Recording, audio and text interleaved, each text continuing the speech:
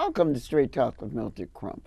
I'm so happy that you took time out of your busy schedule to spend some time with us. I try to bring relevant issues and conversation to the room. And certainly on tonight, we have two ladies who are going to light up the room with knowledge. My dad was only fortunate enough to be able to go to school through the seventh grade.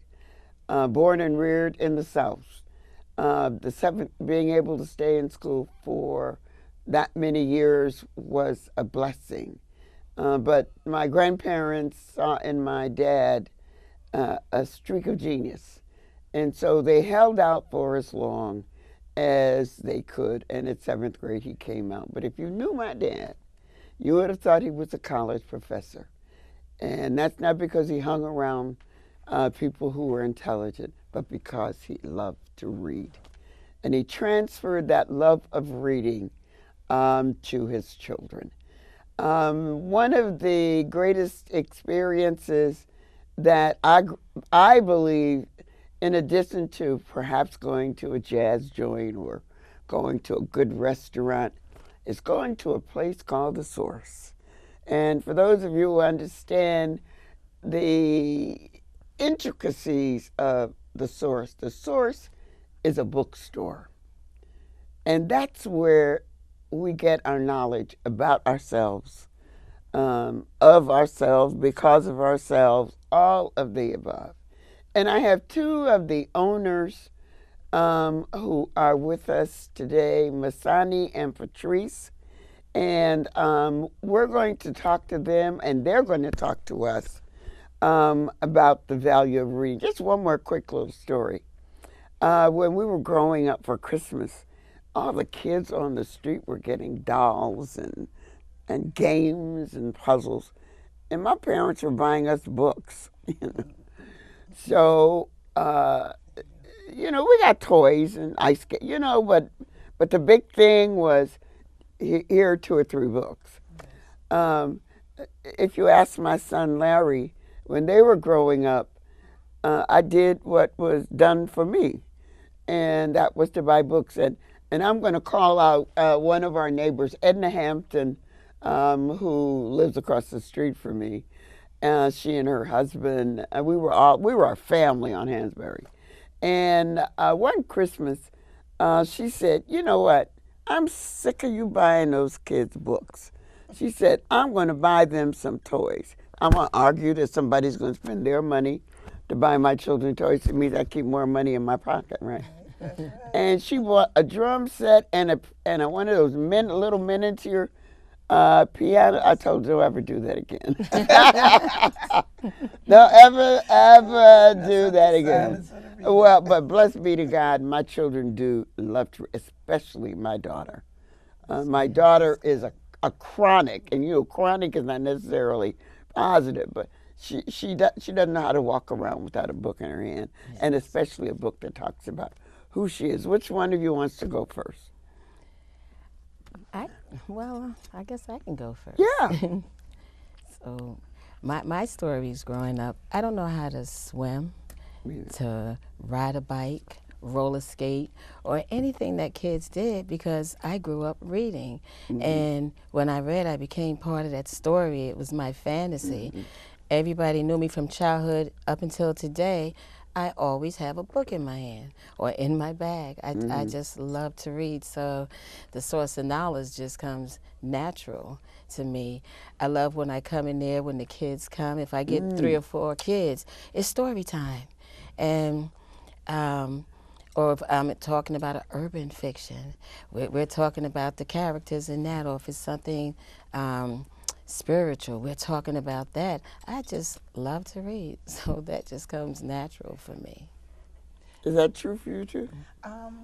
Well, I knew I was a tomboy growing up, so I did everything. Okay. I was outside playing, running, skipping, playing freeze tag, riding the bike, all of that, jumping rope. But one thing I did, and what my father always impressed upon us, You got to learn. You got to get some knowledge in your knowledge That's box. right. So therefore, I loved learning. And how do you learn? You had to read. And we didn't have a house full of books, but whenever we brought books in, we'd read something. So we would be reading comic books. We'd be reading the newspaper and looking at the Good. crosswords and stuff like that. All the time, there was always something in the home to read.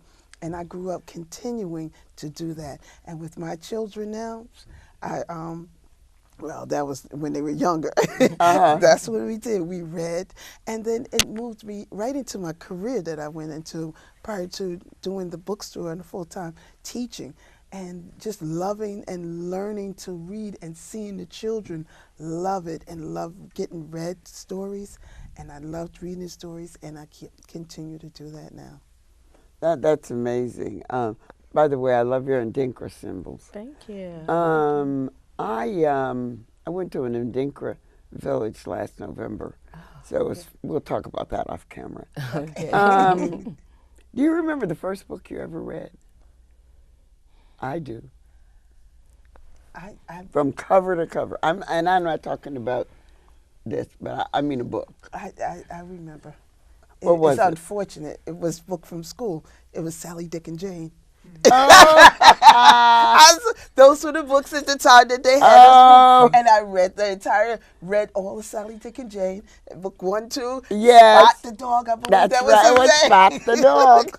And it's unfortunate, but those were the books. But I read those books, and I read, and I'm like, even the Little Red Riding Hood, the Three Little Bears.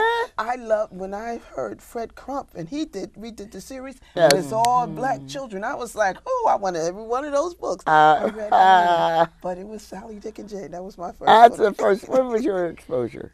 Cat in the Hat. Oh, the Cat in the Hat. Cat in the Hat.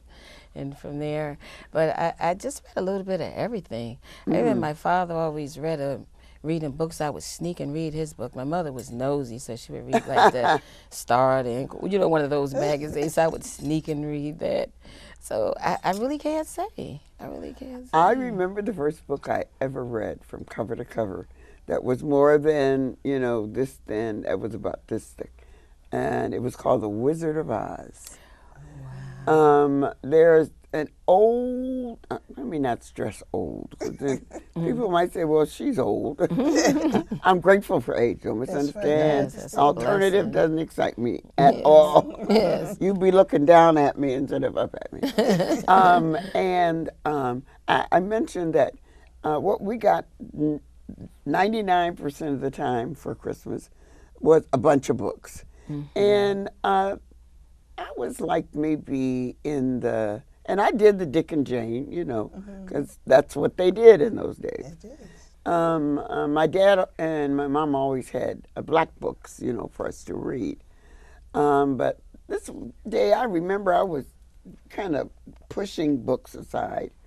And I said, and I think this was when the original Wizard of Oz, the movie, was made. And I said, I think I'll read this book. And I must be perfectly honest, it solidified my love of reading to this day. My father would come in from work, and he'd come in the back door. He was a sanitation worker for the city of Detroit. And instead of coming in the front door, you know how the older folks did. He'd come in the back door. And invariably, I'd be laying on the porch in contortion, reading this book. And it became my favorite reading spot, the back porch of our house. And I was often running. I have 3 of your books, adult books, that you have on the table, and then there's some. So we want to talk about the source and the value that it brings to our community. Absent the source, I don't know where we would get books that describe us, about us, for us. Yes. And so one day, the source it didn't just appear, but one day there was this uh, black bookstore. I said, oh, I gotta go find. I got, and I told you what happened the other day.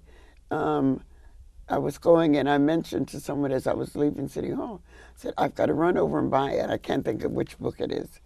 Something, it's written by a brother. And it's tied to the administration in Washington. And he's an expert. Oh, so anyway, I know that when I see the cover. And I said, oh, I'm going to run. I said to someone, run over and get that book. And they said, didn't you know the source was closed? I said, they're closed. I am so glad that you all came by the office. Yes. The source of knowledge will never close. That's right. It's the only black-owned bookstore in the state of New Jersey. In the state? In the state. And sad to say, it used to be hundreds, but it's 30-something left in the whole country. So, and it's a bookstore and so much more. We turned it into a community center. Yes. It's for the people. A home. A home. You could come there. We do yoga on Saturdays, every Saturday morning. Beautiful sister in Yota. 360 open poetry every third Friday. Yes. We have lectures. We have some Dr. Leonard Jeffries, Professor James Smalls, Carver. Oh, I saw. That's my buddy. You know, I saw him last week. Yeah, Dr. Umar Johnson. We just open it up for the people. We give events. We've had weddings. We had 2 beautiful weddings there. Yes. Baby showers. Because the space, the bookstore, we'll have the bookstore at the bottom with the art and the art gallery and all the books and different statues and stones and African structures. But we upstairs is all empty space that we cleaned out. And we created a space so that we could do lecture halls. We fixed it up. I'm there all the time. Yeah, so we do, and we transform that space every time for every event, and it's just amazing. And that space is available and rented out.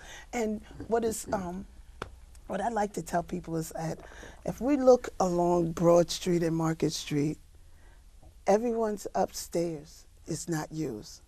But Source of Knowledge is one of the smallest buildings on Broad Street, and we utilize both top and bottom. So when we were getting our building appraised, there was nothing comparable because no one else uses their building, their top floor. So we've created that space, and we're doing that prior to everyone else beginning to fix theirs up. So now we're the You're blueprint. the example, the role the model. blueprint of what it's going to be.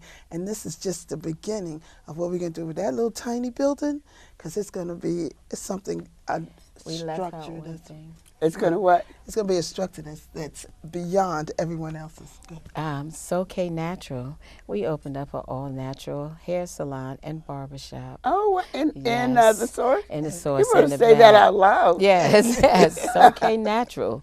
Yes, it's a hair, beauty bar, and salon. We do everything there.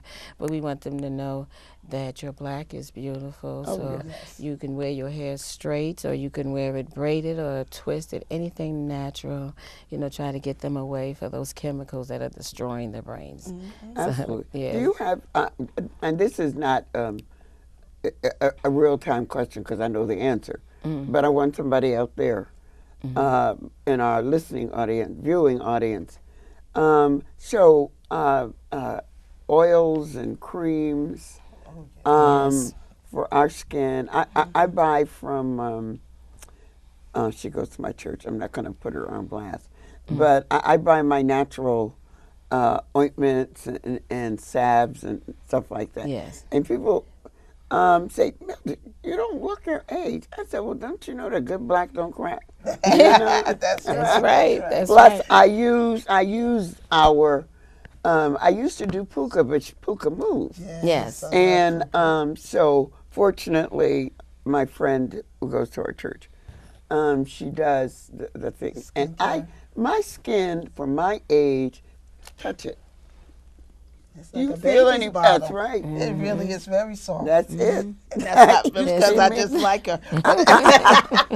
And I have a serious attitude, you know, about About the condition of my Yeah, skin. that is. It Well, feels real Masani good. makes hair and skin products, as well as we sell other people, and that's the beauty too of the store. She's going to tell you about her products. Okay. But the beauty of it, if you have a product, you come in there and we let you display your product Really? for the people to give them options. We open it up for the people. Because everybody doesn't have a brick and mortar. So therefore, Yes. and everybody can't be on the street, on the corners, and they don't get too many opportunities to vend at an event. So we're like, if we'd like a product, or you have a product that you feel is strong and you need to get it showcased, come bring it down to the Source of Knowledge.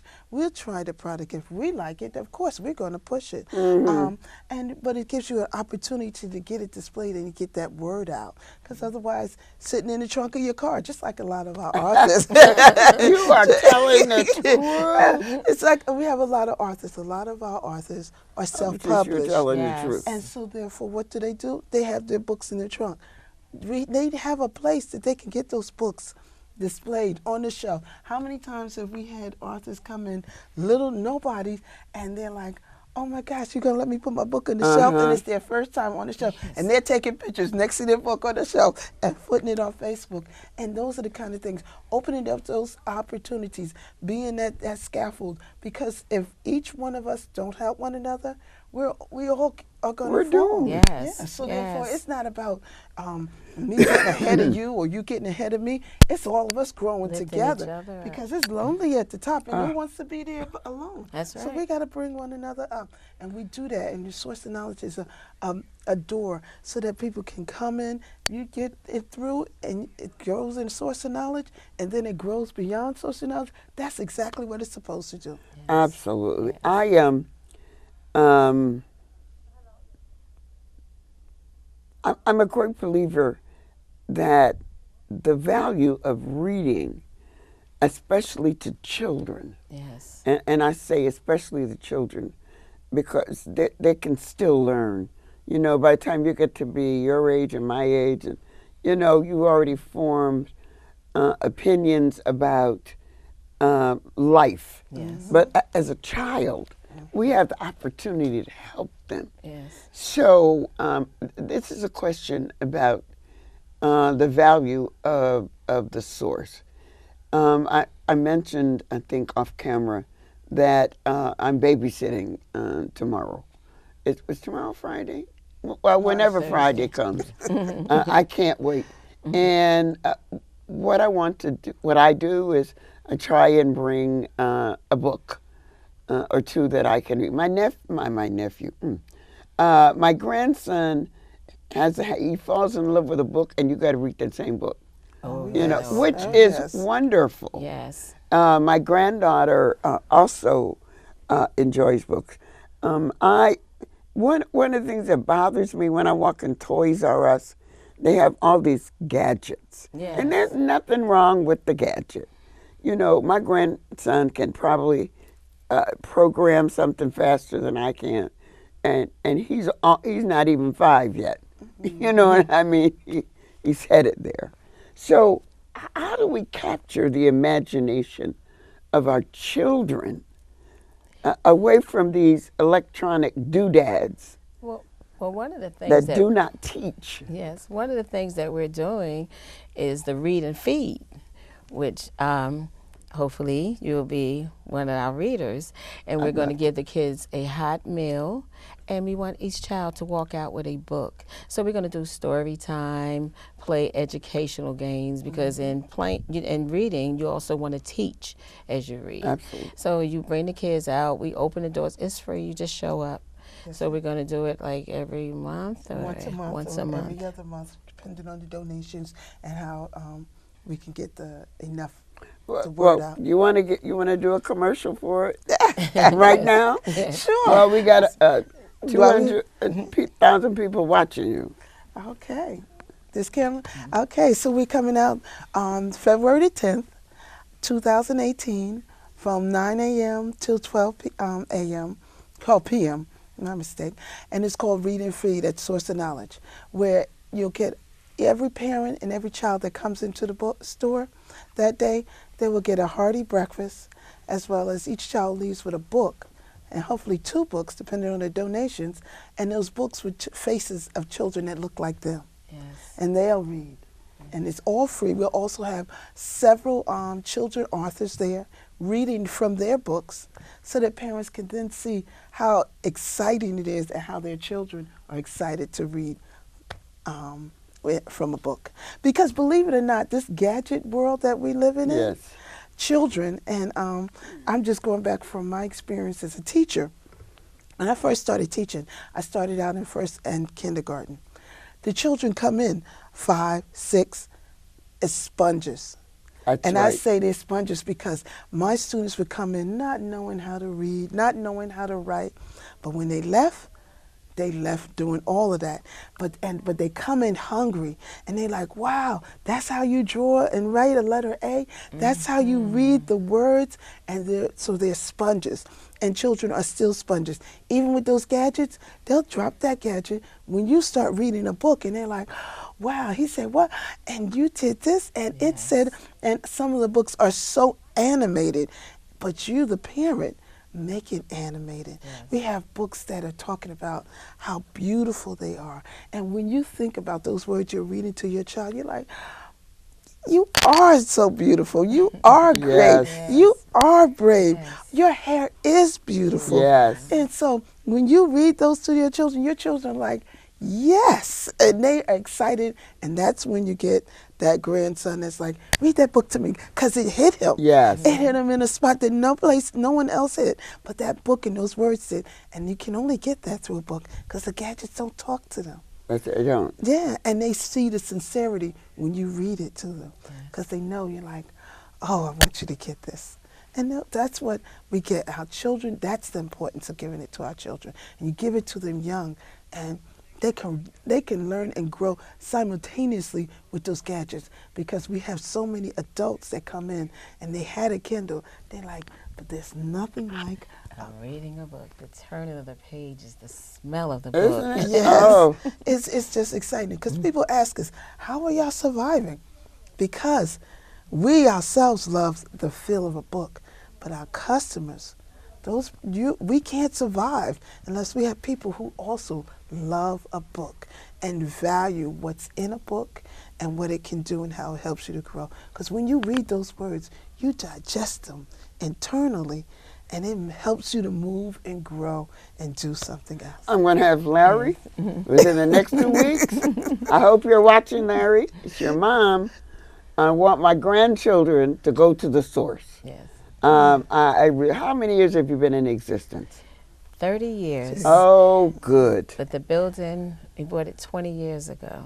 The what? The building, the actual Where we are building. now? Because Yes. before that, we were on Branford Place. Oh, I remember that. Yeah. Mhm.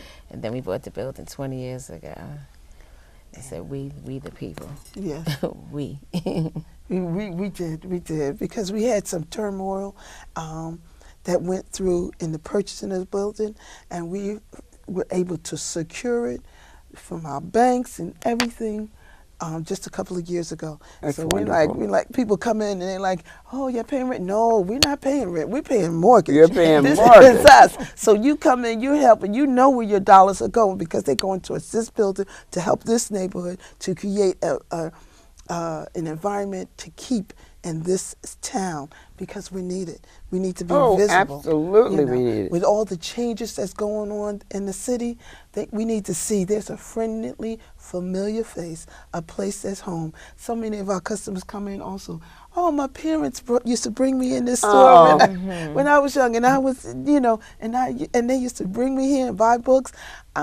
Another story. I got plenty of stories. I'm That's sorry good. to dominate this conversation, but I'm a teacher. I've been a teacher for 26 years, and Congratulations. Well, Yes. I guess She retired. congratulate. yes, it, You know, it's just I You know. retired as of what, 2 days ago? Yes. And so it's Boo-hoo. 26 but I'll never stop teaching, because we'll do things through the Yes. school. But one of my, I used to teach math. I was teaching math. I used to do a field trip for my students to the store. We were learning about sales tax. I would get those children, put them on we'd get on the city subway, and walk right down to the source of knowledge, and I say, okay, pick out a book, figure out your sales tax, how much it would cost you, and they didn't necessarily have to make a purchase, but just the whole transformation of going in to a store, figuring out your tax, your price, what your total is, prior to someone on the register telling you, so that you'll learn how to calculate our money. Because what do we always say? Oh, we go into those fast foods. If the register not working, our children don't know. That's right. And me as that a teacher, you are absolutely right. Yes. me as a teacher, when I go to the register to purchase anything, I see how much it costs. I see how much, and I'm calculating my change to make sure that I know how much I'm supposed to get back. Because I don't want them to tell me how much I'm supposed to. Tax, we know when we go to restaurants, all that stuff. But I was able to give them real world situations so they could see. This is where you're going to see that tax and how it's going to calculate and what you're going to figure out your total. And just be able to do that with children, it was just important to me. I enjoyed it. One of the most important books that I have in my library and that I refer to on a regular basis, in fact, it's kind of raggedy, now I have to buy a new one, is this book. And to every adult, teenager, I'm going to start with teenagers, every teenager who has interest in knowing about who you are and your contributions. This is something. You don't want to be labeled. There was another, what was it, the miseducation. Miseducation, Yes. You don't want to be a part of that. You want to be a part of it. This is one of Carter G. Woodson's, in my opinion, really instructional Yes. book. And I am delighted to say that you can buy this at the source. Yes. Your children have the opportunity to learn more about themselves and about our culture. So go where you know that it's going to be legitimate.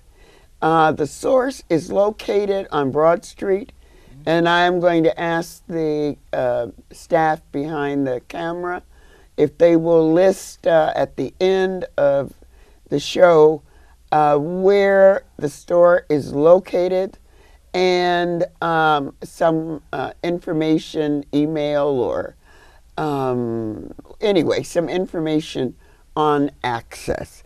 Ladies, I cannot thank you enough. And I can't believe the time is up. I know. Because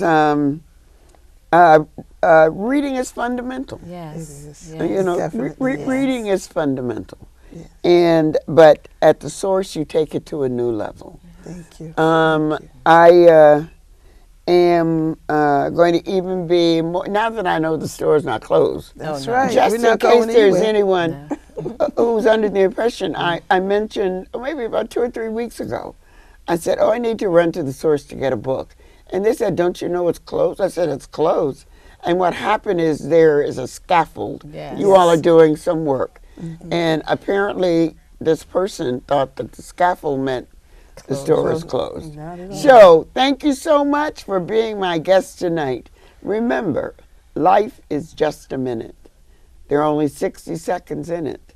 Make sure that you, and particularly you, that you do something important with it. Good night and God bless.